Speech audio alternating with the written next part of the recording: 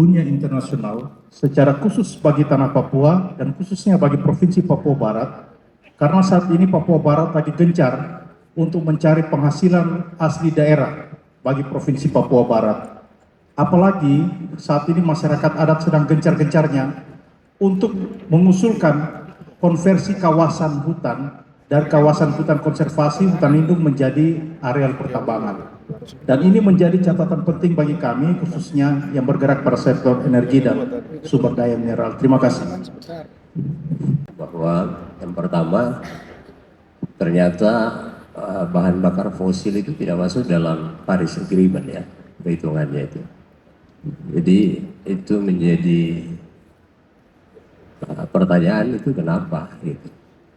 Yang kedua, boleh ada compare atau pembanding luasan hutan karbon itu, hutan mangrove dengan potensi karbonnya dibanding dengan total hutan daratan yang lahan kering itu, kira-kira proporsinya seperti apa, sehingga konsen kita apakah harus ke mangrove atau kepada keseluruhan lahan gitu. Ya, jadi jangan sampai tergiring framing bahwa kayaknya fokus kita hanya ke mangrove saja, padahal sebenarnya potensi besarnya ada di 34 juta hektar lahan kering di Papua, bahkan di seluruh Indonesia dan juga dunia. Yang ketiga, gimana pandangan Bapak itu bahwa ada food estate yang lagi dibangun di Merauke, itu saya yakin itu lahan basah 2 juta hektar ya tentu itu menjadi hal serius untuk tadi lahan basah itu, apakah itu tidak menjadi kontraproduktif atas kebijakan kita untuk menjaga karbon.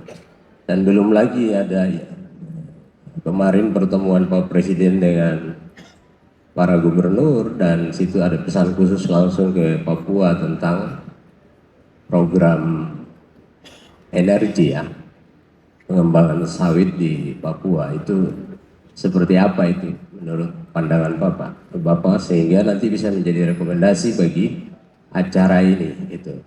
Ya, mungkin ke depan sikap Pemda seperti apa. Demikian Pak, saya kembalikan.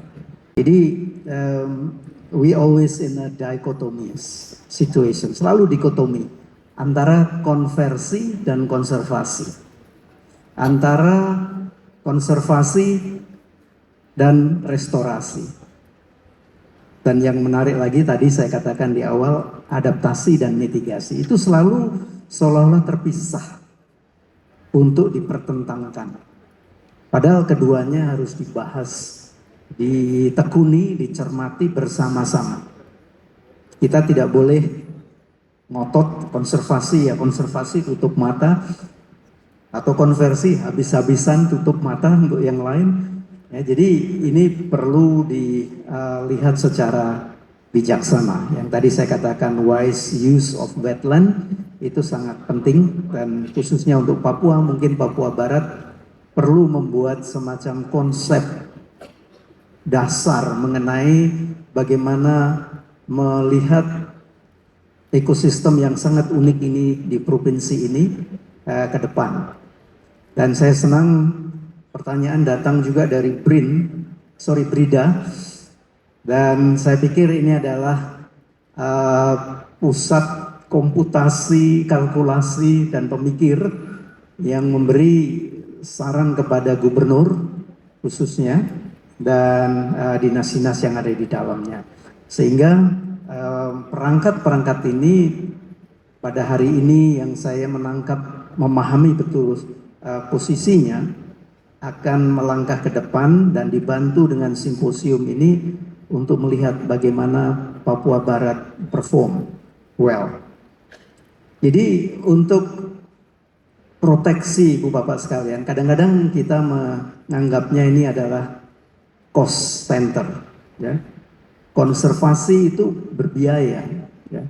Pemerintah menaruh anggaran APBN maupun APBD untuk menjaga hutan, menjaga mangrove, menjaga gambut, menjaga kebakaran. Itu semua biaya, public money, ya, biaya pemerintah, biaya masyarakat dari pajak kita. Jadi bagaimana kita mau memakai konservasi sebagai sumber income dari cost center menjadi profit center. Ini memerlukan perubahan paradigma dan infrastruktur yang cukup untuk kita mempersiapkan bagaimana protection, conservation itu juga merupakan profit center. Sekali lagi, Brida berada pada posisi yang baik sekali untuk melihat kemewahan, kemakmuran, dan kekayaan alam di Papua Barat ini, menjadikan konservasi sebagai profit center. Karena profit itu tidak hanya berarti moneter, uang. Dia bisa dinikmati masyarakat dalam jangka yang panjang sekali, tanpa kita harus menginvestasikan. Jadi ada investasi uang moneter yang ditunda atau tidak usah dipakai, tapi bisa dipakai untuk yang lain ketika kita memproteksi, mengkonservasi alam kita. Sehingga biaya untuk konservasi jadi rendah dan dananya bisa untuk yang lain, yang economic oriented.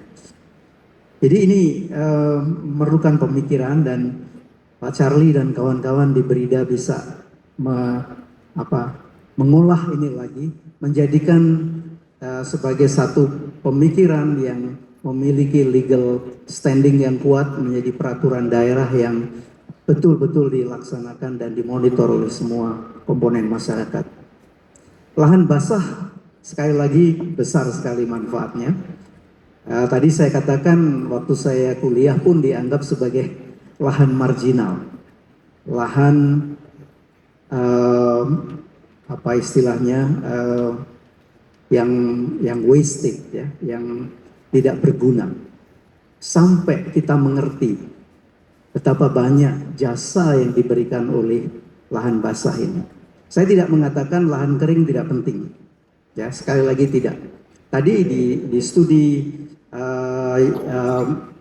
TNC menunjukkan bahwa meskipun lahan basah jadi konsentrasi, angka terbesar dari restorasi, reforestasi di lahan kering juga sangat penting. Bahkan nilai ekonomisnya tinggi sekali. Persoalannya lahan kering ini adalah primadona untuk development, untuk pertambangan, untuk perkembangan development dari agriculture, sawit, dan sebagainya.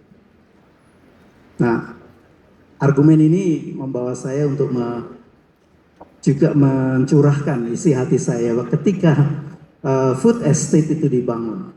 Ya. Pertama kali reaksi saya secara pribadi adalah itu lahan 1 juta hektar kedua yang terjadi di Kalimantan Tengah untuk memproduksi padi pada tahun 1985.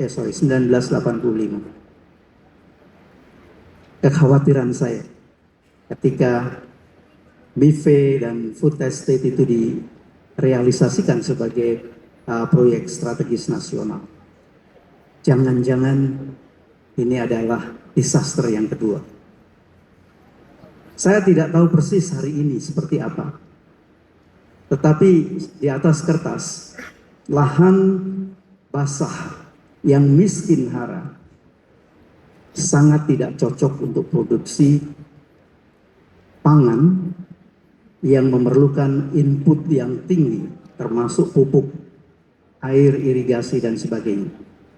Jadi kondisi sekarang mungkin sudah di drainase, saya belum pernah ke Merauke, habis-habisan, dan itu menjadi kering dan perlu masukan input yang besar sekali, pupuk dan mineral lainnya. Saya khawatir kegagalan yang terjadi di Kalimantan Tengah terulang. Ketika itu dikaitkan dengan sawit yang secara teori juga lebih tahan terhadap macam-macam tekanan lingkungan, termasuk kekurangan air, mungkin sawit lebih tahan dalam jangka atau siklus pertamanya. seperti terjadi di Riau, di bagian daratan yang dekat laut, yang dikonversi dari gambut sekarang sudah amblas, turun, sehingga mengalami penggenangan dan itu memerlukan drainase lagi, dan miskin hara, memerlukan input, produktivitasnya rendah. Saya tidak anti sawit. Ketika sawit ditanam di lahan basah itu tanda tanya besar, dalam skala yang besar itu. Di tanah mineral mereka bisa tumbuh dengan baik, sustainable sejak zaman kolonial. Kenapa tidak kita manfaatkan tanah mineral kita yang begitu banyak, dalam tanda petik nganggur, 12,7 juta hektar mineral soil kita perlu direstorasi dengan aktivitas development agriculture yang lebih produktif. Tidak memerlukan korban wetland forest, natural forest lebih banyak lagi. Jadi kita sama-sama curhat ini, Pak. Kalau di Paris Agreement yang kita kutip sebagai rumusan untuk menentukan bagaimana emisi Indonesia yang berorientasi kompatibel dengan Paris Agreement itu ada dua senario. Tadi saya sebut LCCP yang rendah dan LCCP yang tinggi, itu terkait dengan pertumbuhan ekonomi kita. Jadi kalau pertumbuhan ekonomi kita 8%, 8,2% itu yang LCCP high, emisi kita akan besar sekali.